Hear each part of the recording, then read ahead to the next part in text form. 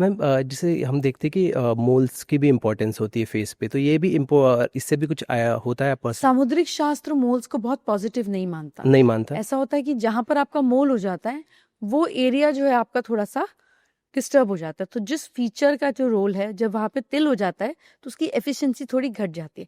हालांकि नॉर्मल जो उभरा हुआ मोल नहीं होता, वो अच्छी जगह पे ब्यूटी स्पॉट की तरह भी काम करता है, लेकिन उभरा हुआ मोल बिल्कुल अच्छा नहीं माना जाता। उभरा हुआ मोल अच्छा नहीं माना जाता। ओके। मतलब जैसे कि कहते हैं कि खूबसूरती कि जैसे लिप्स पे अगर हो तो उसके लिए उसकी पर्सनालिटी को दूसरी तरह से डिकोड किया। लेकिन लिप्स पर जब मोल होता है लिप्स के ऊपर, तो अबॉर्शन बहुत दे देता है, मिस कैरेजेस दे देता है। और आदमी इतना ब्लंट बोलता है कि सामने वाले को समझ में नहीं आता कि अब इस बात को रखूंगा। So it just makes you, because आपकी स्पीच पर, जैसे एक तिल है तो वो उसका काम क्या है, अगर आपकी नोज पे मोल है तो मेरा ध्यान जाएगा ना उस पर। तो जिस भी दिन पे ध्यान जाएगा उसकी एनर्जी बढ़ जाएगी। तो ये उस एरिया की एनर्जी को बढ़ा देता है। हम्म। और मैम जैसे किसी की बॉडी पर बहुत ज़्यादा तिल हो, फेस पे ज़्यादा हो, उसको इलाज कराना चाहिए। उसको इलाज कराना चाहिए, राइट? ओके मैम, हम ये ऐसा सुनते हैं ना कि प्राइवेट पार्ट्स के भी तिल को लेकर भी कहा जाता है कि उसकी भी पर्सनालिटी। एक्टिविटी बढ़ जाएगी ना, वहां डिजायर बढ़ जाएगी। जिस एरिया में तिल होगा, जैसे आपके नोज पे तिल है तो आप अपनी इमेज को लेकर बहुत सेंसिटिव हो। अब मैं आपकी 5 मिनट अगर आपकी ग्रिलिंग कर दूं और दो चार आपको सरकास्टिक जोक कर दूं तो आप उठ के चले जाओगे, पॉडकास्ट वॉडकास्ट सब यहीं रह जाएगा, क्योंकि सेंसिटिविटी बढ़ा देगा। नाक मतलब आपकी ईगो, मेरी नाक का सवाल है, मेरी नाक कट गई, तो नाक को हम सेल्फ रिस्पेक्ट से जोड़ते हैं, है ना। और बहुत बड़ी हो जाती है तो सेल्फ रिस्पेक्ट एरोगेंस हो जाती है, बहुत छोटी हो जाती है तो सेल्फ रिस्पेक्ट छोटी हो जाती है।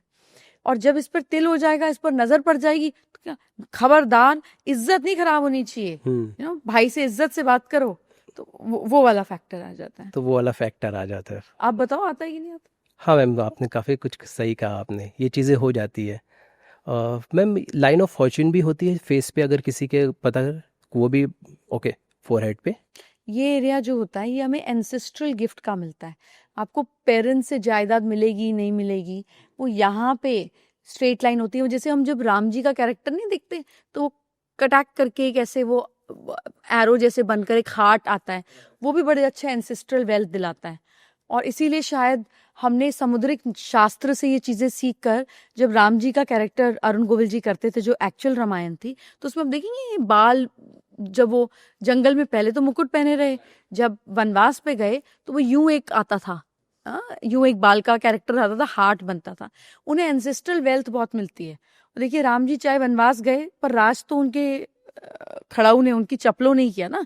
राजगद्दी पर भरत जी ने उनकी चप्पल को ही रखकर राज्य को चलाया। सो वो ना होते हुए भी राज कर रहे थे। तो इस तरीके की चीजें सामुद्रिक शास्त्र में दी गई, और मुझे लगता है वही पढ़कर हम एक कैरेक्टर को फॉर्म या डिफाइन करते हैं कि ऐसे दिखते होंगे, ऐसा होगा, ये कैरेक्टर होगा। ओके। तो मैम जो सेल्फ मेड पर्सनालिटी होती है उनके चेहरे पे भी लाइन ऑफ फॉर्च्यून होती है, वो कहीं होती है? हाँ, ओके।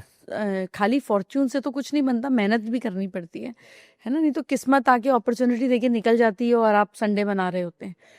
तो हाँ, चेहरे पे भी लाइन ऑफ फॉर्च्यून होती है। जैसे ये एरिया बहुत स्ट्रांग होता है, फोरहेड के बिल्कुल सेंटर में जो लाइन आती है वो वीनस की होती है। ये आपको अट्रैक्टिव, मैग्नेटिज्म, ऑपोजिट सेक्स की तरफ अट्रैक्टेड और प्लेजर्स लाइफ में बहुत देता है। तो इस तरीके से होती हैं Jupiter, Saturn, Mercury, Venus and sun and moon.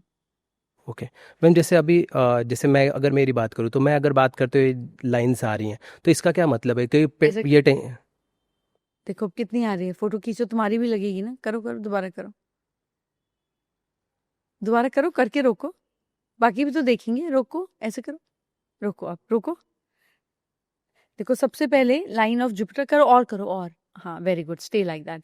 देखो वन सबसे ऊपर जुपिटर की लाइन है, वेयर यू बिलीव, मैं अपने कर्मों में बिलीव करता हूँ, भगवान भगवान सब ठीक है पर कर्म आदमी को करने चाहिए, इट्स मोर कार्मिक, क्योंकि जुपिटर की लाइन छोटी है।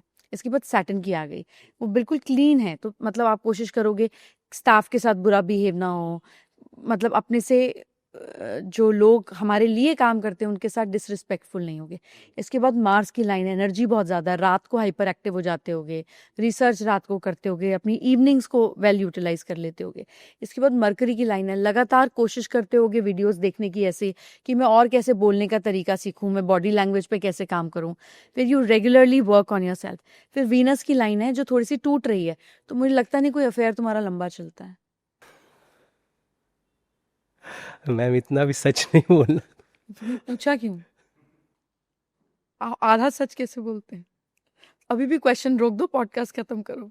थैंक यू मैम, लेकिन बहुत सही कहा आपने, जो मतलब मेरी उस सारी पर्सनालिटी को जो, तो मुझे ये बताइए ना कि जैसे कि फेस रीडिंग की हमने बात की, तो बॉडी जैसे पाम रीडिंग की बात हो गई, फुट रीडिंग, क्या ये भी इंक्लूड है? हाँ। अगर आप मतलब पहले के ज़माने में हर एक चीज़ से हर एक चीज़ को देखा जाता था मिक्स करके।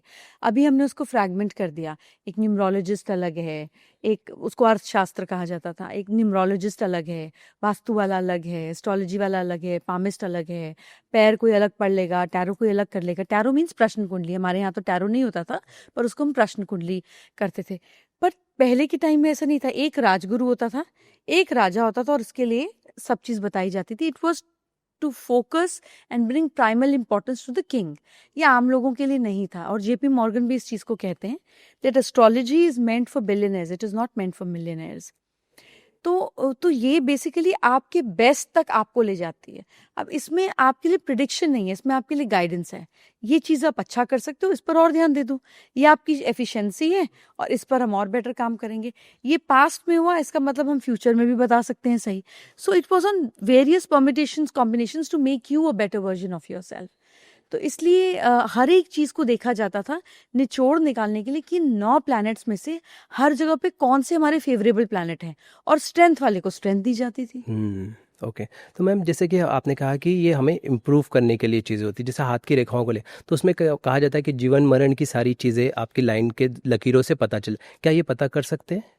हाँ, मतलब बीमारी कैसे आएगी, कब आएगी, कोई मेजर प्रॉब्लम आएगी, ये हाथ की लकीरों से पता चलता है। ओके। और ये मैन और फीमेल दोनों के अलग अलग होते हैं? पहले के टाइम में कहा जाता था कि लेडीज का लेफ्ट हैंड देखो और जेंट्स का राइट हैंड देखो, क्योंकि ये जो हैंड होता है ये डेस्टिनी का हैंड होता है, यानी कि नॉन वर्किंग, और ये वर्किंग।